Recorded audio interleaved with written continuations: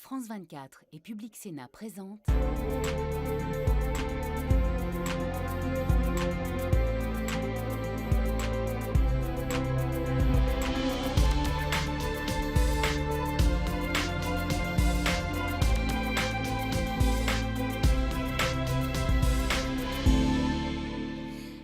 Merci de nous rejoindre depuis le Parlement à Bruxelles pour notre débat sur l'étendue du club européen. Faut-il encore l'élargir et comment? Nous sommes aujourd'hui 27 pays membres de l'Union, mais 6 pays des Balkans sont reconnus officiellement comme candidats. Et depuis la guerre en Ukraine, ce pays a aussi demandé une procédure d'adhésion express à une Union européenne qu'il estime très protectrice, suivie immédiatement de ses voisins géorgiens et moldaves. Et en Europe, il y a deux camps qui s'affrontent, ceux qui veulent donner des perspectives d'élargissement à ce flanc est et balkanique, inquiets de la toute-puissance russe. Les pays de l'Est sont favorables à la demande d'adhésion express exprimée par le président ukrainien Volodymyr Zelensky. D'autres, comme la France et l'Italie, continuent de ressentir une fatigue de l'élargissement. Emmanuel Macron propose comme alternative une communauté politique européenne aux contours qui, pour l'heure, restent, il faut le dire, assez flous. Oui, alors justement, pour essayer de préciser, pour débattre de ce thème qui est finalement assez sensible et revêt un caractère d'urgence depuis la guerre en Ukraine. Une néerlandaise avec nous, Sophie In 't Veld, bonjour. Vous êtes du groupe libéral Renew, où siègent d'ailleurs les macronistes, mais vous n'êtes pas tout à fait aligné sur la position du président français. On va en parler. Face à vous aujourd'hui, un socialiste belge, Marc Tarabella, d'un autre pays fondateur, donc, et d'un autre point de vue aussi. Vous êtes plutôt opposé d'ailleurs globalement à un élargissement. Pourquoi ? Élargissement dans l'immédiat, je suis opposé globalement. Pourquoi ? Parce que l'Europe ne fonctionne pas bien. La preuve, c'est qu'il a fallu faire une conférence sur le futur de l'Europe, qu'on a des gros problèmes en interne. Et aujourd'hui, ils sont un peu voilés, parce que l'actualité dramatique que vit l'Ukraine est en train de voiler un peu tout le reste. Mais on ne doit pas oublier que la Pologne et la Hongrie ont quand même de sérieux problèmes avec les règles de droit, avec la démocratie, tout simplement, et le bon fonctionnement de la démocratie. Et donc aujourd'hui, malheureusement, on ne sait pas faire grand-chose, puisqu'il y a une règle de l'unanimité qui existe pour toute procédure qui pourrait aller jusqu'à l'exclusion d'un pays, qui serait la sanction la plus grave. Et donc aujourd'hui, il y a cet état de choses. Il y a aussi le fait que je suis un peu étonné de cet empressement. Je sais que l'Ukraine vit une situation dramatique et on y est très solidaire. Mais dire qu'on va faire une procédure express pour faire rentrer l'Ukraine, je ne suis pas d'accord, clairement. Pourquoi ? Parce qu'on ne rentre pas à l'Union européenne comme ça, parce qu'il y a un coup de cœur ou une urgence, y compris dramatique.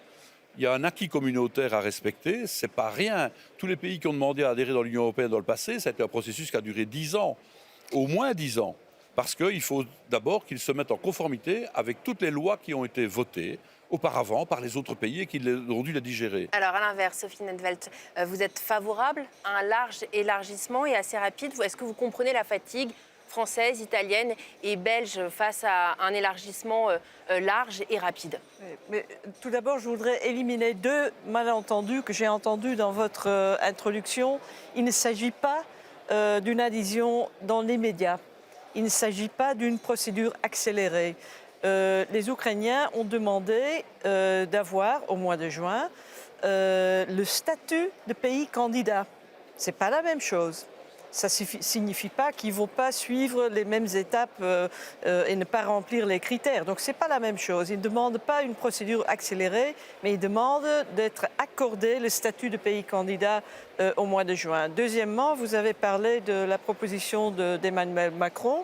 Je crois que ce n'est pas correct de dire qu'il s'agit d'une alternative au statut de membre titulaire de l'Union européenne. Ça a été compris par beaucoup de candidats, pays candidats comme ça. Zelensky. Oui, mais je crois qu'il s'est mal exprimé.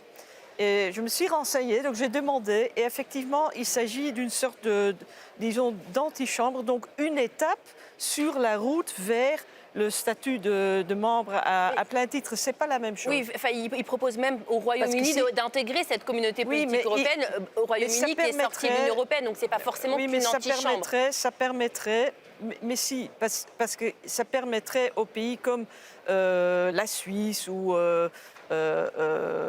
l'Angleterre de rester dans cette antichambre, tandis que les autres, comme l'Ukraine par exemple, pourraient avancer pour atteindre, pour adhérer finalement à l'Union européenne. Mais moi, je suis plutôt favorable et pas uniquement à l'adhésion de l'Ukraine, mais je crois qu'il nous faut une stratégie pour le futur de l'Union européenne. Et j'entends bien l'argument que l'Union européenne n'est pas prête, mais j'entends cet argument depuis des décennies. Donc, à un moment donné, il faut choisir. Et je crois que en ce moment-ci, ce qui se passe, ce n'est pas uniquement la guerre en Ukraine, c'est le changement de l'équilibre géographique au monde. Donc, moi, je me demande, est-ce que l'Union européenne, d'ici 20 ans, 25 ans, veut être exactement comme aujourd'hui? Je ne crois pas, parce que dans ce monde qui change tout le temps, avec l'équilibre qui change, moi, je préfère avoir une union grande et forte. Donc les réformes du fonctionnement de l'Union, et je crois que là, on est d'accord sur le genre de réforme qu'on veut.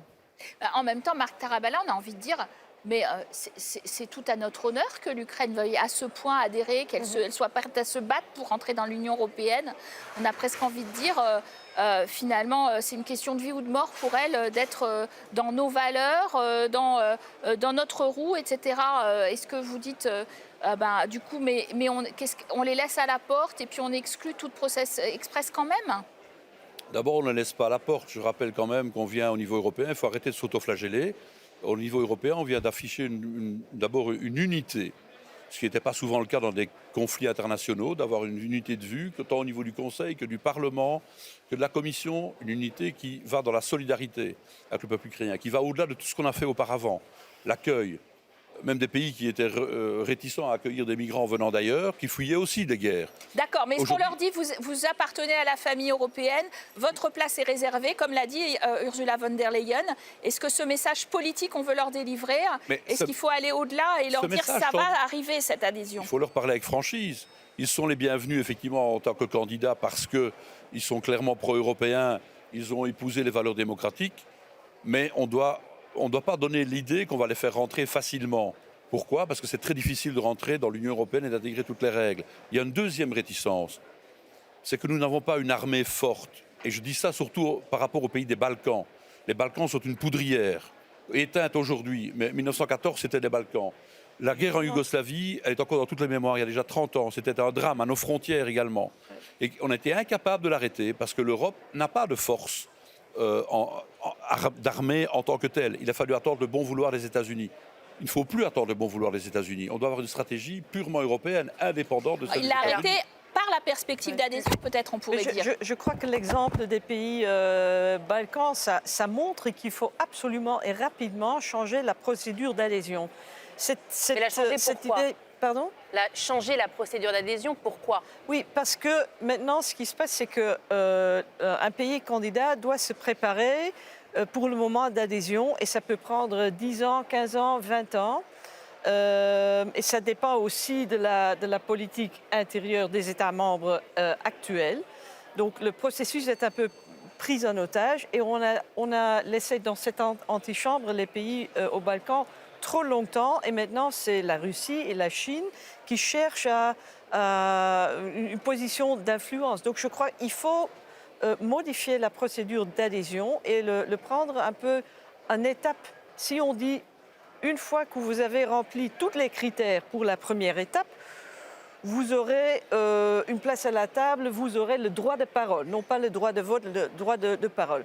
Prochaine étape, quand vous remplissez les critères, vous aurez le droit de vote sur certains thèmes. Et puis, bon, comme ça, je crois que psychologiquement, c'est plus facile pour les gens. Il faut bien faire face à une réalité. Vous l'avez dit, Marc Tarabella, les Balkans, ça reste une poudrière avec justement, beaucoup de tension. parce qu'on les a laissés attendre trop longtemps. Et tout le monde le disait. Et donc leur proposer une confédération avec une perspective d'adhésion, cette communauté politique européenne, cette antichambre, ça peut être une bonne solution? Oui, parce que c'est une perspective plus réelle, plus proche pour les gens. Quand on leur dit, dans 20 ans, vous serez membre de l'Union européenne, c'est une génération. Hein. C'est Parce trop que longtemps. c'est vrai que dans cette idée sortie du chapeau un peu d'Emmanuel Macron avec l'aide des Italiens, il y a quand même cette idée d'un cercle concentrique extérieur à 36 où les chefs d'État et de gouvernement se rencontreraient dans les sommets, etc., que ça crée un peu de lien et en effet peut-être des étapes, une visibilité politique alors d'une Europe un peu plus grande. Est-ce que c'est une bonne idée finalement? C'est une vraie alternative ou vous avez l'impression que c'est plutôt une idée pour endormir les Ukrainiens?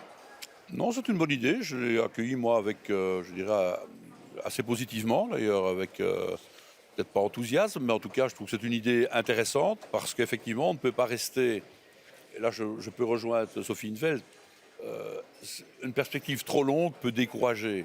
Surtout, ce sont les jeunes qui ont envie, notamment les jeunes générations qui ont envie d'être pro-européens, et ils ont 20 ans, et on ne va peut-être pas attendre, effectivement, une génération. Donc, il faut quelque chose de concret. Peut-être commencer par une communauté, effectivement, de relations. C'est quand même notre voisinage à qui il faut avoir des relations sans doute économiques et autres et culturelles beaucoup plus soutenues. Mais aujourd'hui, c'est la guerre aussi. Donc, accélérer le processus, non, on ne va quand même pas intégrer dans l'Union européenne un pays qui est en guerre. Ça, il faut être clair aussi.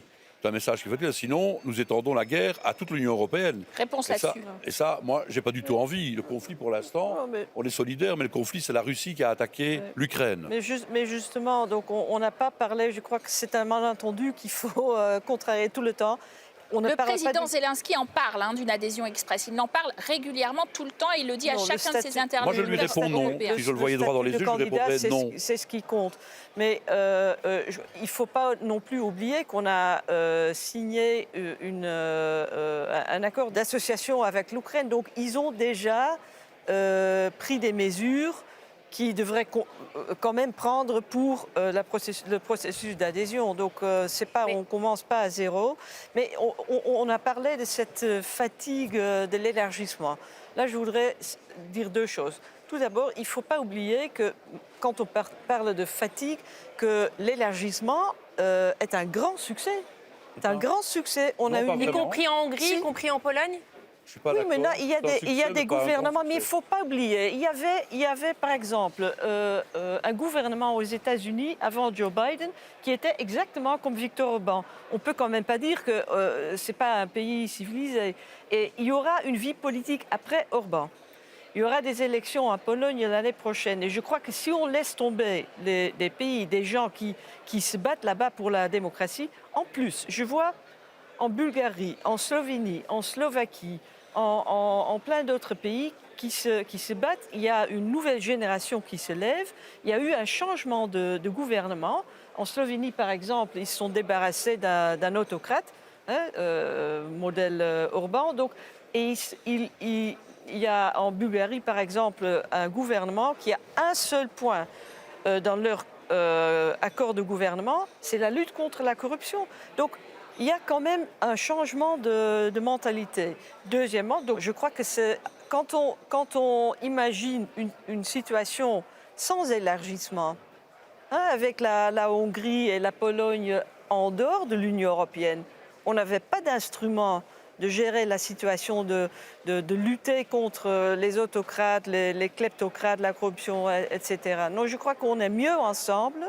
Et les autocrates, ça existe en dehors de l'Union européenne. Et donc, je crois qu'on peut lutter contre la corruption ensemble, mieux que séparément. Une réponse, Marc Tarabella. Ma réponse, c'est que je disais que c'était un succès, certes, mais ce n'est pas un grand succès. La preuve, c'est que l'Europe n'est plus considérée comme étant très protectrice par beaucoup de citoyens. Et beaucoup d'observateurs qui ont participé et qui ont œuvré à l'élargissement en 2004, le plus grand élargissement jamais enregistré dans l'Union européenne, constatent aujourd'hui, avec regret peut-être, mais les regrets sont stériles, qu'on aurait dû approfondir avant d'élargir. Et aujourd'hui, on a élargi, on a créé un grand espace, libre marché, mais qui a été aussi un marché qui a induit la concurrence entre les États membres, entre les travailleurs, entre les entreprises, parce qu'il y a des disparités économico-sociales très importantes. Je prends un exemple, le salaire minimum, il existe dans 22 pays sur 27. Mais il est 10 fois plus important dans le pays où il est le plus élevé, le Grand-Duché de Luxembourg, que dans le pays où il est le moins élevé, la Roumanie. Et donc, clairement, ça, on n'y a pas répondu. Et à un moment donné, l'Europe a été perçue comme non protectrice.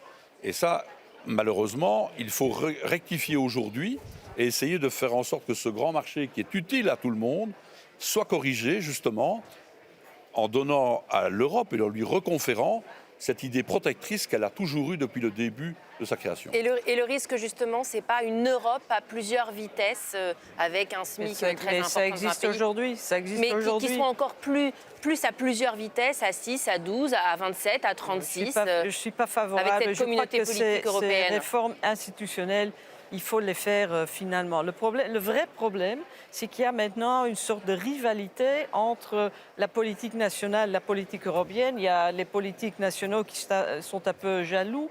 Le Conseil européen des chefs des gouvernements et des États, qui est du point de vue démocratique, c'est un monstre. Hein. Il n'est pas responsable devant personne. Il vote à l'unanimité. Ça, il doit abolir immédiatement. Aujourd'hui, il y a encore l'unanimité. Ça, c'est un vrai monstre qui donne énormément de pouvoir à un kleptocrate comme M. Orban. Ce n'est pas lui-même, c'est le système là, vous êtes d'accord tous les deux. qui lui donne énormément de Mais là, de on pouvoir. va le donner à des futurs pays des Balkans et tout ça si on reste en l'état. Hein. C'est vrai que donc il faudra réformer. Les États, les pays, on parle toujours des pays comme ce sont des personnages. Les pays sont ni homogènes ni statiques.